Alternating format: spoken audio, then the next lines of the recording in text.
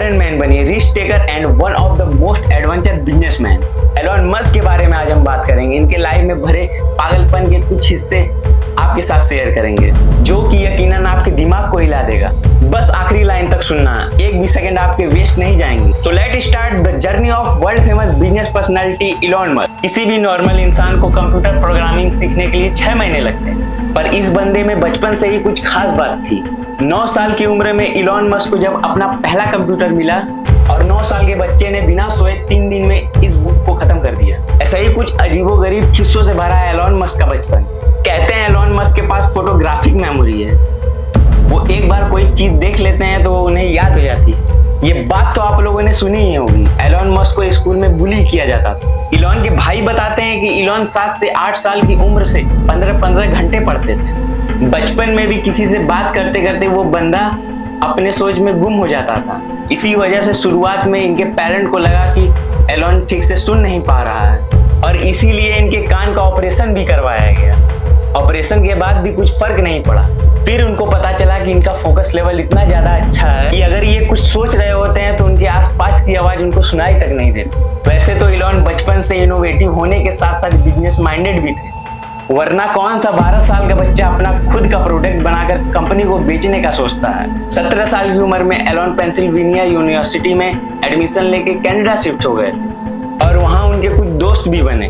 उनके क्लासमेट को wild parties का बहुत शौक था। एज रिस्ट्रिक्शन के चलते वो पार्टीज को अटेंड नहीं कर। इस पे एलोन और उनके फ्रेंड ने मिलकर एक जुगाड़ लगाया। उन्होंने एक ऐसा घर लिया जहां पर वो वाइल्ड पार्टी अरेंज कर सकते थे। कॉलेज खत्म होने के बाद 1994 में एलोन मस्क अपने भाई के साथ मिलकर अपना पहला स्टार्टअप Zip2 लॉन्च कर दिया। Zip2 से लेकर स्पेसिफिक टेस्ला, ओपन एआई तक जितना भी स्टार्टअप एलोन मस्क ने स्टार्ट किया, उन हर एक में इनोवेशन इस बंदे का प्राइमरी और सबसे स्ट्रॉन्ग पिलर था।